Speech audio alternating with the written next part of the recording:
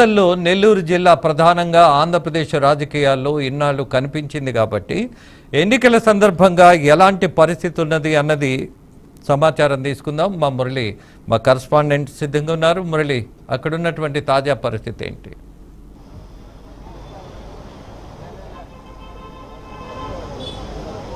Thank you Rajendra గారు. అయితే నెల్లూరు జిల్లాలో ఇప్పటి వరకు అంటే మధ్యాహ్నం 12 గంటల సమయానికి 23.70% పోలింగ్ అయితే నమోదైనటువంటి పరిస్థితి ఉంది. ఉమ్మడి జిల్లాలో దాదాపు 10 నియోజకవర్గాల్లో కూడా చెదురుముదురు ఘటనలు మినహా మిగతా చోట్ల ప్రశాంత వాతావరణంలో ఎన్నికలు అయితే జరుగుతున్నాయి.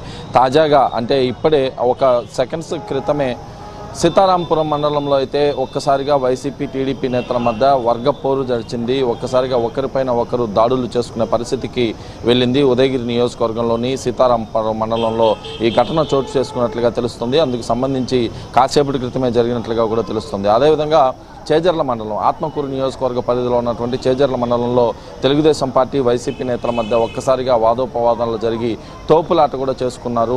ఇటు 3 పోలింగ్ బూత్లు ఉంటే 3 పోలింగ్ బూత్లకు సంబంధించినటువంటి ప్రాంతాల్లో కూడా ఉద్రిక్త వాతావరణం అయితే కొనసాగింది. దీంతో పోలీసులు రంగప్రవేశం చేసి వాళ్ళందరినీ కూడా చెదరగొట్టేటటువంటి ప్రయత్నం అయితే చేశారు. ఆ తర్వాత ప్రశాంతంగానే ఎన్నికలు అయితే జరిగాయని చెప్పి చెప్పుకోవచ్చు. పోలింగ్ అయితే కొనసాగుతుందని చెప్పుకోవచ్చు. అయితే దీంతో పాటు కూడా ప్రధానంగా ఏదైతే నెల్లూరు జిల్లా అంటేనే కొన్ని చోట్ల ఉద్రిక్త పరిస్థితులు అయితే చోటు చేసుకుని ఉంటాయి.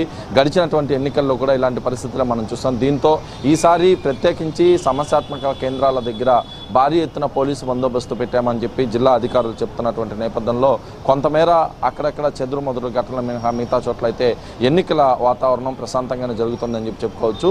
ప్రస్తుతానికైతే నెల్లూరు సిటీలో అత్యధికంగా ఓటు నమోదు శాతం అయితే ఉంది. 29.50% ఉంది. అటు మిగతాటువంటి చోట్ల చిన్నగానే అయితే జరుగుతున్నాయని చెప్పుకోవచ్చు. అయితే ఈసారి మాత్రం ఎన్నికలకు సంబంధించినటువంటి అంశంలో పోలింగ్కి సంబంధించినటువంటి అంశంలో ప్రభుత్వంలో ఉండేటటువంటి నాయకులు, ప్రస్తుత ప్రభుత్వంలో ఉండేటటువంటి నాయకులు కావచ్చు, ప్రతిపక్షానికి సంబంధించినటువంటి నేతలు కావచ్చు, కొంత అసహనం అయితే వ్యక్తం చేస్తున్నటువంటి పరిస్థితి ఉంది. ఎందుకంటే భారీ ఎత్తున ఉష్ణోగ్రతలు నమోదవుతున్నటువంటి ఈ సందర్భంలో అనేక ప్రాంతాల్లో కూడా సరైనటువంటి వసతులు ఏర్పాటు చేయలేదు. దానికి సంబంధించి ఎన్నికల అధికారులు ఎవరైతే ఉంటారో మాకు అధికార యంత్రాంగం సరిపోలేదని చెప్పి వాళ్ళు చెప్తున్నారు. అందుకే సరైన దగ్గరలో కొన్న వసతులు అయితే ఏర్పాట్లు చేయలేదని చెప్పి అనేక మంది కూడా ఆరోపిస్తున్నటువంటి పరిస్థితి. ఎంపీ అభ్యర్థి విజయసాయిరెడ్డి కూడా కాసేపటి క్రితం ఇదే ఆరోపించినటువంటి పరిస్థితి ఉంది. వాలంటీర్లు, స్వచ్ఛంద సంస్థలకు సంబంధించినటువంటి వాళ్ళ సహాయమైనా మీరు తీసుకోవాల్సిందిగా ఆయన పర్టికులర్గా కూడా చెప్తున్నటువంటి పరిస్థితి. అంటే ఎండకి భారీగా ఉన్నటువంటి నేపథ్యంలో వాటరు, అదేవిధంగా మజ్జిగ, ఇతర సౌకర్యాలు ఎక్కడ కల్పించలేదు. కొన్ని చోట్లయితే ఏకంగా షామియానాలు కూడా సరిగా వేయలేదు అని చెప్పి ఆరోపించినటువంటి పరిస్థితుల నేపథ్యంలో ప్రస్తుతం అయితే ఎన్నికలు కొనసాగుతున్నాయి. మధ్యాహ్నం భారీ ఎత్తున ఎండ కాస్తుండడంతో ప్రస్తుతం అయితే ఓటర్లు కొంత ఇటు పోలింగ్ కేంద్రాలకైతే తగ్గుముఖం పెట్టారని చెప్పి చెప్పుకోవచ్చు. ఏదేమైనప్పటికీ కూడా ఉమ్మడి నెల్లూరు జిల్లాలో అయితే ప్రశాంత వాతావరణంలోనే ఉదయం నుంచి ఎన్నికలు జరుగుతున్నాయి. ఈవీఎంలు కొద్ది చోట్ల మొరాయించినప్పటికీ వాటి ప్లేస్లో కొత్తవి కూడా ఏర్పాటు చేశారు. అయితే ఇక్కడ రీపోలింగ్కి అవకాశం లేకుండా మేము ఈసారి 100% ఎన్నికలను పూర్తి చేసి తీరుతామని చెప్పి ఒకవైపు కలెక్టర్ హరినారాయణ్, మరోవైపు ఎస్పీ ఆరిఫ్ హఫీజ్ కూడా చెప్తున్నటువంటి పరిస్థితులు అయితే ప్రధానంగా ఉన్నాయని చెప్పి చెప్పుకోవచ్చు. ఈ నేపథ్యంలోనే 100% కూడా ప్రశాంత వాతావరణంలో ఎన్నికలు జరిపిస్తామని చెప్తున్నప్పటికీ కూడా కొన్ని చోట్ల అయితే ఘర్షణలు, చెదురుముదురు ఘటనలు అయితే చోటు చేసుకుంటున్నాయి. రాజేంద్ర గారు. ఎస్ మురళి, మీరు చెప్పిన మాట ఒక విషయం విన్న తర్వాత నాకే సిగ్గుగా అనిపిస్తుంది. కారణం ఎన్నికల సందర్భంగా కనీసం మంచినీళ్లు కూడా అక్కడ మహిళలకు ఇవ్వలేనటువంటివి పరిస్థితి ఉంది అని అంటే ఎన్నికల సంఘం బాధ్యత తీసుకుందా లేదా అన్నటువంటి విషయం మీ అందరికీ అర్థమవుతుంది. బట్ నాకు కావాల్సింది అక్కడ దాహార్తితో ఉన్నటువంటి వాళ్ళ యొక్క అవసరం తీరాలి అన్నటువంటి ఒకే ఒక ఆలోచన. Murali, we don't mind 200 ml water bottles తీసుకొని బీఆర్కే న్యూస్ తరపున మీరు అక్కడ కూర్చున్నటువంటి మహిళలందరికీ, వృద్ధులకి, ఎవరికి ఎక్కడ మంచినీళ్ళు అవసరమవుతుందో మీరు ఇచ్చేయండి. ఏం జరిగినా ఐ కెన్ సీ దట్. మనకేమి మంచినీళ్ళు ఇవ్వడంలో ఉండేటటువంటి అభ్యంతరాలు ఎన్నికల సంఘం నుంచి రావాల్సిన పరిస్థితే లేదు. ఎన్నికల సంఘాన్ని అవసరమైతే ఛాలెంజ్ చేస్తాం.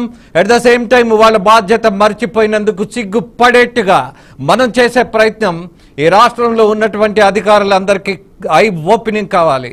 బట్ ఇమ్మీడియట్గా మురళి గారు మీరు చెప్పినటువంటి మాట ఏదైతే ఉందో కనీసం మాత్రం మంచినీళ్ళు కూడా లేనటువంటి పరిస్థితుల్లో ఎండలో క్యూల్లో నిలబడి బాధ్యతగా ఓటేస్తున్నటువంటి ఓటరు దేవుళ్ళని మనం అభినందించే సరిపోదు. మంచినీళ్ళు ఇచ్చే ప్రయత్నం చేద్దాం.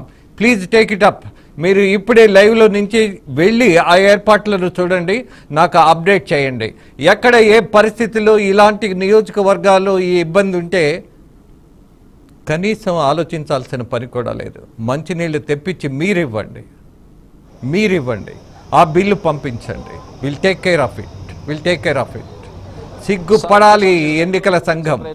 మహిళలకు మంచినీళ్ళు ఇవ్వాల్సిన బాధ్యత లేదా? షామియానాలు పెట్టాల్సిన బాధ్యత లేదా? ఎస్ చెప్పండి మురళి సార్. ప్రస్తుతం సార్ ఒక్కసారి నేను లైవ్లో చూపించే ప్రయత్నం అయితే నేను చేస్తాను. ప్రస్తుతం మనం ఉన్నటువంటి ఈ ప్రాంగణం నెల్లూరు నగరంలో అత్యంత దగ్గరగా ఉండేటటువంటి ప్రాంగణం ఇది. ఇక్కడ ఏర్పాటు చేసినటువంటి మంచినీటి వసతి కన్నా మనం చూస్తే దాదాపు కొద్ది చోట్ల ఏర్పాటు చేసినటువంటి పరిస్థితి. భారీగా వచ్చేటటువంటి జనాలకి కనీసం గ్లాసులు కానీ వాటర్ ఫెసిలిటీ కానీ ఏర్పాటు చేయాల్సిన అవసరం అయితే ఉంటుంది. నేను మన కెమెరామ్యాన్ కూడా తీసుకుని ఒకసారి వెళ్తున్నాను, స్పాట్కి కూడా చూడొచ్చు. ఇక్కడ ఏర్పాటు చేసినటువంటి వాటర్ ఇదే సార్. ఏదైతే ఇక్కడికి భారీ ఎత్తున వస్తారు జనసందోహం, ఓటర్లు కూడా భారీగా వస్తారు. వాటర్ బాటిల్స్ ఇక్కడ ఏర్పాటు చేసి ఎప్పుడు కూడా ఒక స్టాఫ్ అనేది ఖచ్చితంగా ఉండాలి. వాళ్ళే ఓటర్లకి కూడా మంచినీటి సదుపాయం అయితే ఏర్పాటు చేయాలి. కానీ మనం చూస్తున్నటువంటి విజువల్స్లో ఇప్పుడే కాసేపటి క్రితం, అంటే నేను మీతో లైవ్లో మాట్లాడేటప్పుడే ఈ వాటర్ బాటిల్స్ని అయితే ఇక్కడికి తీసుకొచ్చారు సార్. అయితే ఇక్కడ ఏర్పాటు చేసినటువంటి ఈ ఒక్క వాటర్తోనే ఇక్కడికి వచ్చేటటువంటి మహిళలకు కావచ్చు, ఓటర్లకు కావచ్చు వాటర్ ఇస్తున్నటువంటి పరిస్థితి. దీంట్లో కూడా కొద్ది వాటర్ మాత్రమే అంటే ఉన్నటువంటి పరిస్థితులు కూడా ఉన్నాయి. అయితే ఇక్కడ ఒక్క చోట మాత్రమే కాదు, దాదాపు జిల్లాలో ఉన్నటువంటి అనేక ప్రాంతాల్లో కూడా ఇలాంటి పరిస్థితులే ఏర్పాటు జరుగుతున్నాయని చెప్పుకోవచ్చు. ప్రస్తుతం నేను ఉన్నటువంటి ప్లేస్ అయితే కొంచెం చెట్ల కింద నీడైతే ఉన్నటువంటి పరిస్థితి. అనేక ప్రాంతాల్లో ఎర్రటి ఎండలో నిలబడుకొని ఓటుకి వెళ్లాల్సిన పరిస్థితి ఏర్పడింది. ఎందుకంటే ఈసారి భారీ ఎత్తున ఉష్ణోగ్రతలు నమోదవుతున్నాయి. ఎక్కడ నిలబడేటటువంటి పరిస్థితులు కూడా లేదు. షామియానాలు ఏర్పాటు చేశారు కానీ కొద్దో గొప్ప మాత్రమే ఏర్పాటు చేసినటువంటి పరిస్థితి ఉంది. ఏదేమైనప్పటికీ మీరు చెప్పినట్లుగా ఇప్పుడే వాటర్ అయితే ఓటర్లకు అందించే ఏర్పాట్లు ఖచ్చితంగా బీఆర్కే న్యూస్ తరఫున చేస్తామని చెప్తున్నాను సార్. ఎస్ మురళి, ముఖ్యంగా నామమాత్రంగా ఏర్పాటు చేయటం, నాకు అది చూస్తే ఎప్పుడు చిన్నప్పుడు ఒక కథ చదువుకున్నా, ఏదో 3వ క్లాసులోనూ ఎప్పుడో కొంగబావ నక్కబావను విందుకు పిలిచిందంట. నక్క ఏదైతే తన ఆహారాన్ని స్వీకరించాలో ఒక ప్లేట్లో పెడితే ఇట్స్ ఓకే, బట్ కొంగబావ ఏం చేసింది, ఆ నక్క మూతి పెట్టడానికి కూడా సరిపోనటువంటి ఒక గిన్నెలో ఆహారం పెట్టింది. అట్లాగే ఆ కథ గుర్తుకొస్తుంది నాకు నిజంగా.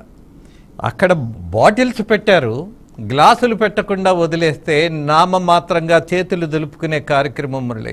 దట్టు మీరు మెన్షన్ చేసిన తర్వాత మంచినీళ్ళ బాటిల్ అక్కడ రావటం ఓకే ఫైన్, కొంత అలర్ట్ చేశారన్నటువంటి ఒక బాధ్యత తీసుకున్నటువంటి ఒక జర్నలిస్ట్గా మీరు మిగిలిపోతారు. బట్ మనకు కావాల్సింది ఆ ప్రజల దాహార్తి తీర్చటం. ఓటరు దేవుళ్లకు మరొకసారి నమస్కరిస్తూ మళ్ళీ చెబుతున్నా, ఆంధ్రప్రదేశ్ రాష్ట్ర ఎన్నికల సందర్భంగా ఓటింగ్ శాతం మనం చూసినప్పుడు, ఓటర్ల యొక్క సంఖ్యను మనం గమనించినప్పుడు మహిళల యొక్క ఓట్లు పురుషుల ఓట్ల కంటే కూడా 7 లక్షల మందికి పైగా ఉన్నారు. అంటే ఆంధ్రప్రదేశ్ రాష్ట్ర భవిష్యత్తును నిర్ణయించగలిగినటువంటి నిర్ణయాత్మక శక్తి ఎవరికి ఉన్నది? మహిళలకు ఉన్నది. ఆ మహిళలు ఓటింగ్కు వేయడానికి ఉత్సాహంగా వచ్చినప్పుడు మరి కనీసం భద్రత ఉండాలి, బాధ్యత ఉండవలసిన అధికారులు తీసుకోవాల్సిన జాగ్రత్తలు కూడా ఉండాలి. అయినా సరే ఏదో చర్చనీయాంశంగా మనం వదిలేయటం కాకుండా కొంత బియాండ్ అవర్ జర్నలిజం, మనలో ఉన్నటువంటి మానవత్వానికి సంకేతంగా అక్కడ ఎప్పుడు ఎవరికి ఎలా అవసరమైతే అవసరాన్ని తీర్చే ప్రయత్నం చేయండి. రెండోది, రాష్ట్ర ప్రజలకు మరొకసారి గుర్తు చేస్తున్న, ఉదయం నుంచి గమనిస్తున్నప్పుడు తెలంగాణలో కానీ ఇక్కడ సార్వత్రిక ఎన్నికలలో పాల్గొంటున్నటువంటి వృద్ధులను చూసినప్పుడు, అలాగే ఆంధ్రప్రదేశ్ రాష్ట్రంలో వీల్ చైర్స్లో వస్తున్నటువంటి అనేక దృశ్యాలు చూసాం. శ్రీశ్రీ గారు ఒక మాట అన్నారు, కొంతమంది కుర్రవాళ్ళు పుట్టుకతో ముసలాళ్ళు అని. ఆంధ్రప్రదేశ్ యువకుల మీద చాలా విమర్శ కూడా ఉన్నది. గతంలో అనేకమైనటువంటి విషయాల్లో స్పందించినటువంటి తత్వం ఈ ఆంధ్రప్రదేశ్ రాజకీయాల్లో యువత ముఖ్యంగా నిర్లక్ష్యంగా వ్యవహరిస్తున్నారు అన్నటువంటి విమర్శను తిప్పి కొట్టేటటువంటి పరిస్థితి ఉన్నది. అలాగే ఆంధ్రప్రదేశ్, ఉమ్మడి ఆంధ్రప్రదేశ్ అంటే మొత్తం భారతదేశంలో ఒక గొప్ప సాంస్కృతికమైనటువంటి కేంద్రంగా, విద్యావేత్తలు ఉన్నటువంటి, అలాగే రాజకీయ చైతన్యం ఉన్నటువంటి ప్రాంతంగా భావించింది. వాస్తవం. మరి ఇవాళ ఆంధ్రప్రదేశ్ రాజకీయాల్లో అనేకమైనటువంటి మార్పులు వచ్చిన తర్వాత, రాష్ట్ర విభజన జరిగిన తర్వాత మళ్ళీ ఇవాళ